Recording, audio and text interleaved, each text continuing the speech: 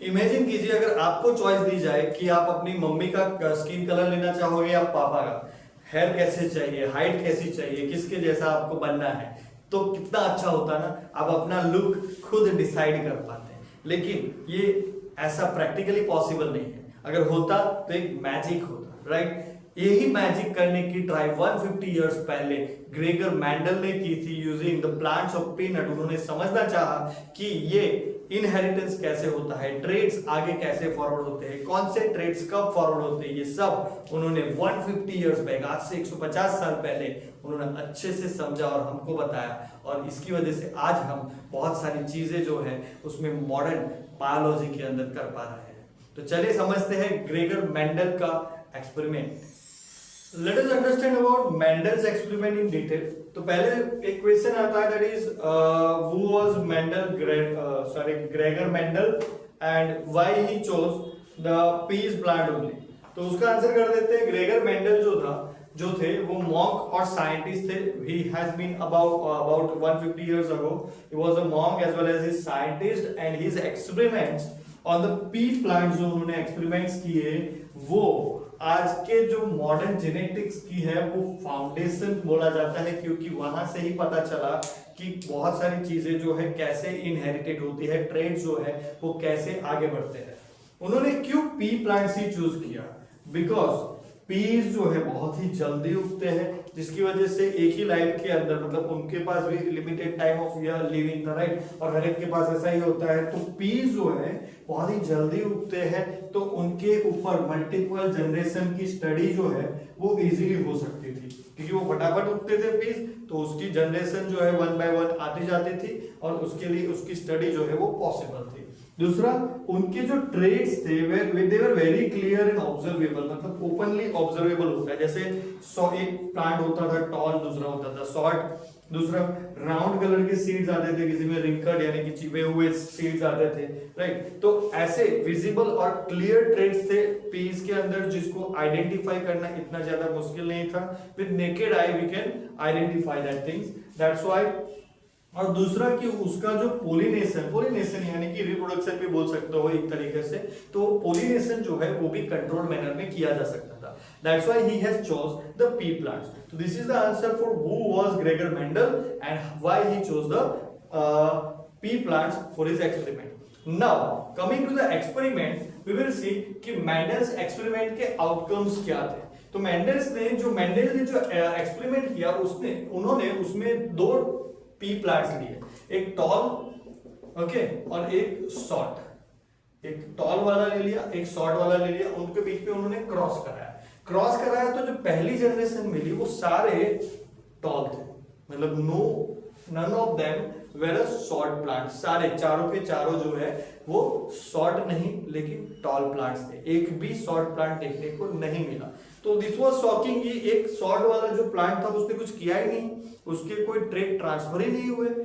वो जो है इसलिए उन्होंने फिर से कंट्रोल, जैसे कि कंट्रोल पोलिनेशन पॉसिबल था, उन्होंने अपने हिसाब से पोलिनेशन करवाया। और पोलिनेशन करवाने पे जो नई जनरेशन मिली, that was the F2 generation, उसमें 3 टॉल थे और एक शॉर्ट था। यानी कि जो पहली जनरेशन के अंदर आपको ट्रेड देखने को नहीं मिला, वो F2 जनरेशन में फिर से रीअपियर हुआ, फिर से दिखने लगा। तो ये वाला शॉर्ट दिख रहा है यहाँ पे आपको एज इट इज, जो इधर था वो इधर शॉर्ट फिर से दिखने लगा। यानी कि ये जो ट्रेड थे वो ऐसा, मेंडल ने यहाँ पे ऑब्जर्व ऐसा किया कि जो ट्रेड थे शॉर्ट वाले के वो कहीं गए नहीं, वो सिर्फ और सिर्फ कैरी फॉरवर्ड हो रहे थे। इसके अंदर भी ट्रेड्स थे, एज यू कैन सी। देखो, अगर ये प्योर टॉल था तो उसके ट्रेड्स उन्होंने नोट डाउन किए कैपिटल टी। अगर वो शॉर्ट था तो उन्होंने नोट डाउन किए स्मॉल टी। ओके, अभी क्रॉस करने पे देखो, क्रॉस करने पे क्या हुआ, capital T small T, capital T small T, capital T small T, मतलब इसमें स्मॉल टी आ चुका था। देखो ओके, अभी इसका क्रॉस करेंगे अगर हम, देखो यहाँ पे करके दिखाता हूं, कैपिटल टी इसका, इन दोनों का, इसका और इसका क्रॉस करेंगे तो यहां से देखो पहले ये टी आ रहा है, ओके, ये टी के साथ तो टी, फिर ये वाला टी दूसरे वाले टी के साथ ऐसा हो गया, फिर ये वाला टी दूसरे वाले टी के साथ, और ये वाला टी और ये वाला टी, तो ऐसा बना, देखो capital T capital T, capital T small T, capital T small T और स्मॉल टी स्मॉल टी, सही है, इसीलिए ये शॉर्ट आ गया। लेकिन इसका मतलब ऐसा नहीं है कि यहाँ पे स्मॉल टी नहीं है, उसके जो मतलब उसके जो जीन्स है उसमें ये वाला ट्रेड जो है वो अवेलेबल जरूर है, वो कहीं गया नहीं, वो still it is still there, वो कभी ना कभी रीअपियर होगा क्योंकि वो जीन्स के अंदर है। वो जैसे जैसे जनरेशन बढ़ती जाएगी आगे जाके वो ट्रेड जो है वो रीअपियर हो सकता है। This is the Mendelian ratio, इसी को बोलते हैं मेंडेलियन रेशियो। हिडन ट्रेड जो है वो रिटर्न करते हैं, कब करते हैं, that depends on the how the genes are being carried forward, how genes or the traits are inherited, right? लेकिन वो रिटर्न जरूर करेंगे कभी ना कभी, या फिर वो वहां पे हमेशा रहेंगे। यहाँ पे अगर देखिए तो एक प्योर टॉल देखने को मिला अपने को, है ना, वन प्योर टॉल जिसमें दोनों में टीटी है, एक दो हाइब्रिड टॉल देखने को मिले यानी कि एक कैपिटल एक स्मॉल वाला, और एक शॉर्ट देखने को मिला small T small T.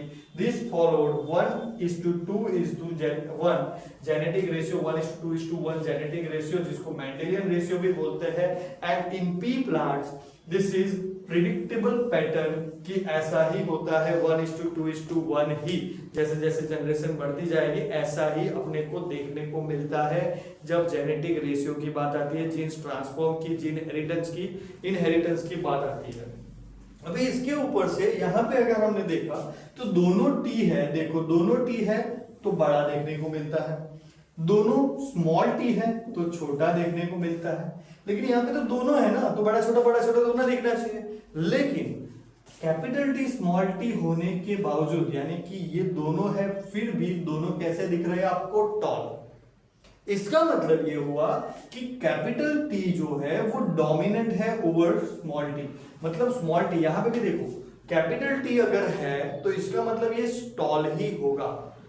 Small T है या नहीं है उससे फर्क नहीं पड़ेगा, स्मॉल टी जीन्स के अंदर है कि नहीं है उससे फर्क नहीं पड़ेगा। लेकिन अगर कैपिटल टी वहां पे है तो वो टॉल प्लांट बनाएगा, कैपिटल टी है तो वो टॉल प्लांट ही बनाएगा। स्मॉल प्लांट या फिर शॉर्ट प्लांट बनाने के लिए दोनों के दोनों स्मॉल टी होने चाहिए, यानी कि कैपिटल टी जो है यहाँ पे वो बन रहा है डोमिनेंट ट्रेड। कैसा बन रहा है, डोमिनेंट, यानी कि वो ऐसा बोल रहा है कि अगर मैं हूं तो मेरी ही चलेगी।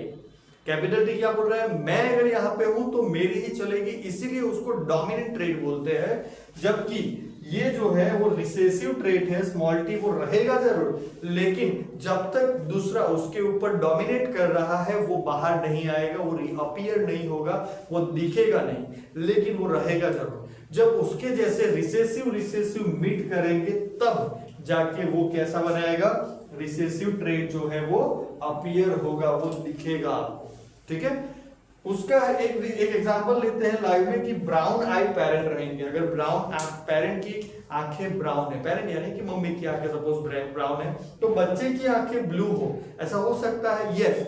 डिपेंड्स कि फादर की आंखें क्या है, फादर की मम्मी की मम्मी, तो आगे से अगर वो ब्लू आई चलते आ रहा है, ओके, पापा की आंखें ब्लू है, मम्मी की आंखें ब्राउन है, लेकिन पापा की आंखें ब्लू जो है वो जीन जो है अगर डोमिनेंट है तो मम्मी की आंखें भले ही ब्राउन हो, पापा की आंखें डोमिनेट करेगी और ब्लू कलर क्या ही किड यानी कि बच्चे की आंखें जो है ब्लू होगी। This is how dominant and recessive traits work, okay. तो ये होता है क्या डोमिनेंट होता है, कौन से ट्रेट डोमिनेंट क्या होता है, रिसेसिव क्या होता है, हाउ दे एक्ट। तो मेंडल ने कई सारे लॉज दिए दैट वाज अबाउट इनहेरिटेंस, यानी कि ट्रेट्स आगे कैसे फॉरवर्ड होते हैं उसके बारे में उन्होंने 3 लॉज दिए हैं। तो सबसे पहला लॉ जो है that is the law of dominance. बहुत ही क्लियर था कि हर एक ऑफस्प्रिंग के अंदर यानी कि हर एक किड के अंदर, बेटे के अंदर, बच्चे के अंदर, जो भी मतलब कोई भी बैक्टीरिया के बच्चे को बच्चे नहीं बोलते इसलिए मैं ऑफस्प्रिंग बोलता हूं बार बार, कि जो भी ऑफस्प्रिंग होगा उसमें 2 ट्रेट्स रहेंगे, okay. If it is an asexual reproduction, okay sorry, it is a sexual reproduction. Asexual में ऐसा कुछ नहीं होता है, उसमें डायरेक्टली रेप्लिका जनरेट हो जाती है, लेकिन हम बात कर रहे हैं सेक्सुअल रिप्रोडक्शन की, कि लॉ ऑफ डोमिनेंस कब काम करता है, सेक्सुअल, सारे लॉज सेक्सुअल रिप्रोडक्शन में ही काम करते हैं। आउट ऑफ 2 ट्रेट्स, मतलब एक ट्रेट मिलता है उसको पेरेंट्स से, वन ऑफ द पेरेंट्स यानी कि मम्मी से, एक ट्रेट मिलता है उसको पापा से, दोनों का मिक्स होके मतलब दोनों के जो 2 ट्रेट्स होते हैं उसमें से एक हमेशा डोमिनेंट रहेगा और एक हमेशा रिसेसिव रहेगा, ओके। तो यही लॉ है, out of two traits one is always dominant over the other, मतलब एक हमेशा डोमिनेंट रहेगा और जो डोमिनेंट रहेगा वो ही अपीयर करेगा, उसके हिसाब से ही काम होगा।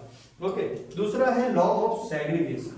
सेग्रीगेशन, अभी यहाँ पे हमने देखा कि हमारा जो भी किड है, जो भी बच्चा है, उसके अंदर दो तरीके से ट्रेड्स आ रहे हैं, दो जगह से जीन आ रहे हैं, मम्मी से और पापा से। तो वो कहाँ से होता है, सेग्रीगेशन कहाँ से होता है?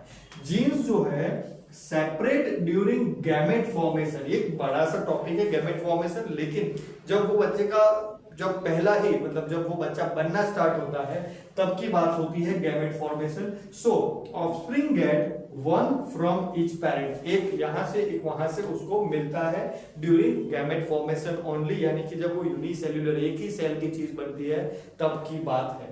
This is how traits can skip generations. ये भी एक कहने के मतलब था कि देखो पापा के पास ऐसे ब्लू और उसके पापा के पापा मम्मी जो है, मतलब फादर बेटे का बच्चे का, मतलब ये ऑफस्प्रिंग की बात कर रहे हैं, उसके फादर के भी फादर और मदर के पास blue eye brown eye suppose था, तो उसके पास दोनों आया है, लेकिन ब्लू आई जो था डोमिनेंट था, इसलिए उनकी आंखें जो है ब्लू कलर की है। अभी ऑफस्प्रिंग में वो डायरेक्टली ब्लू वाला चला गया, तो ब्राउन जो ट्रेड था वो ऐसा बोलेंगे कि उसने स्किप कर दिया पूरी जनरेशन को, ब्राउन वाला उसमें गया ही नहीं, क्योंकि उनके पास फादर के पास कितने ट्रेड्स थे, दो, ब्लू भी था ब्राउन भी था, लेकिन उसमें से एक ही जा सकता है, तो उससे ब्लू चला गया, तो ब्राउन ने क्या किया, उसने जनरेशन को स्किप कर दिया, यानी कि दो में से एक ट्रेड आगे जाता है, एक जो है जनरेशन को स्किप कर देता है, इसीलिए उसको स्किपिंग द जनरेशन भी बोलते हैं। This is the law of segregation. Okay, now law of independent assortment, different trades inherited separately। थोड़ा कंफ्यूजिंग लगेगा, लेकिन आपको मैं बताऊं कि ये जो है ऐसे समझो आप कि अगर मेरे पास दो ट्रेड्स हैं, ओके, एक हाइट का और एक हेयर का और एक है स्किन कलर का, तो मतलब जब मेरी हाइट बढ़ती है, मतलब मेरे पास अगर हाइट टॉल वाला है तो उसको मेरे हेयर की टाइप से कोई लेना देना नहीं है। अगर हम पीस की बात करें तो पीस में एक टॉल होता है एक राउंड होता है, टॉल और short size of the plant रहता है और दूसरा राउंड और रिंकल्ड टाइप ऑफ सीड रहता है।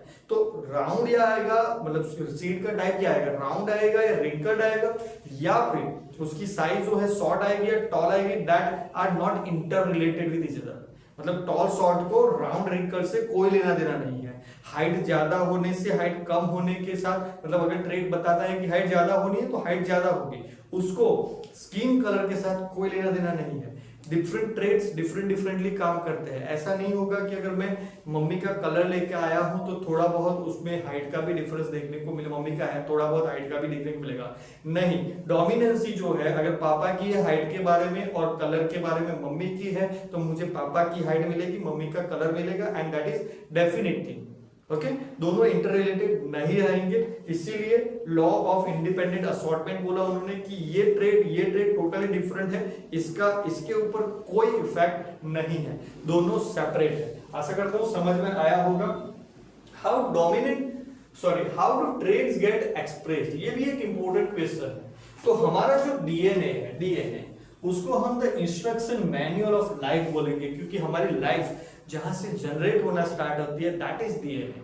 उसके अंदर होता है जीन, और जीन जो है वो गैमेट फॉर्मेशन के टाइम पे डिस्ट्रीब्यूट हो जाता है, तभी डिसाइड हो जाता है, गैमेट फॉर्मेशन के टाइम पे ही डिसाइड हो जाता है कि बच्चा कैसा बनेगा। ओके, तो the instruction manual of life है जिसमें अ section of DNA that codes for a specific trait is called a gene.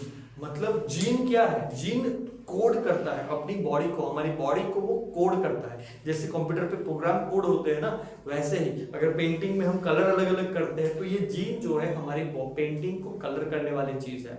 Okay, तो यहाँ पे क्लियरली जीन की डेफिनेशन लिखी है मैंने, a section of DNA, it is a section of DNA that codes for a specific trait. हर एक trait के लिए, स्पेसिफिक ट्रेट के लिए वो कोड अपने अंदर लेके जाता है, दैट इज जीन।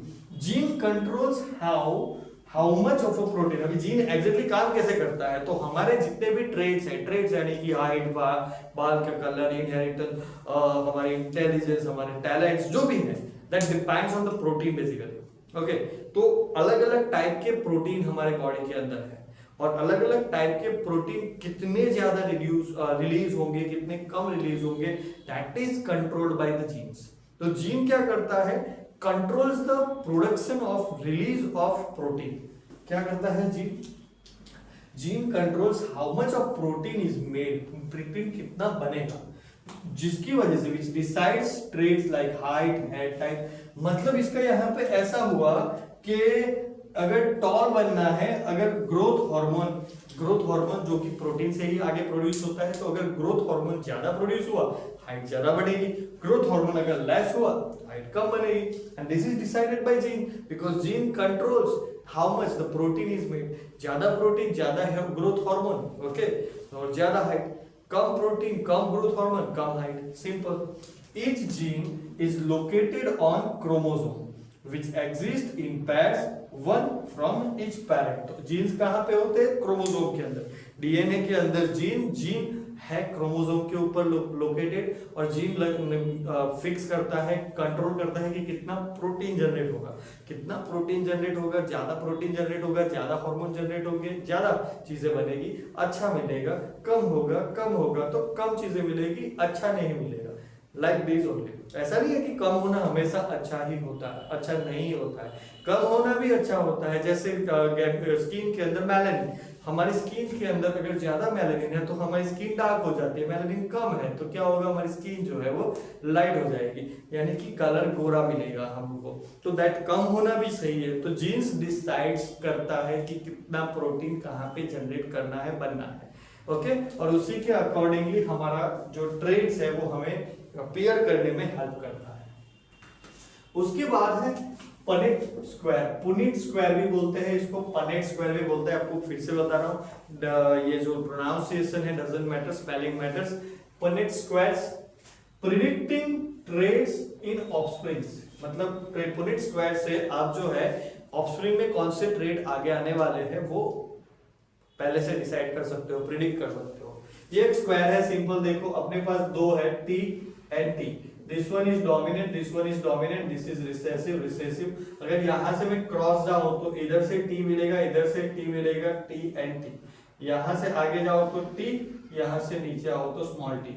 यहां पे नीचे आओ तो देखो ये वाला टी जो है आगे कैरी फॉरवर्ड करता है अगर, तो क्या बनेगा, कैपिटल टी स्मॉल टी, और यहां से स्मॉल टी।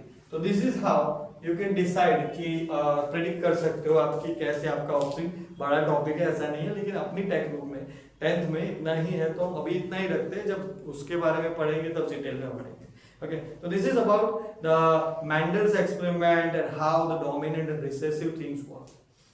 तो आई होप कि मैंने जो समझा है आपको अच्छे से समझ में आया होगा। अगर यस तो प्लीज वीडियो को लाइक कर दीजिए और अपने दोस्तों को भेज दीजिए जिनको हेरिडिटी पढ़ने की जरूरत है। ओके, ये चैनल पे आपको हर हफ्ते 500 रुपए कमाने का मौका मिलता है। कैसे मिलता है उसको डिस्क्रिप्शन में चेक करिए, लेकिन हर मंगलवार रात को 9:15 बजे लाइव ज्वाइन करना मत भूलना, ताकि आप भी हर हफ्ते 500 रुपए जीत सको, कमा सको और उससे एंजॉय कर सको। तो चलिए मिलते हैं नेक्स्ट वीडियो में। अगर अच्छा लगा हो वीडियो तो लाइक, कमेंट और शेयर कर दीजिए, सब्सक्राइब कर लीजिए ताकि आपको ऐसे ही वीडियो मिलते रहे।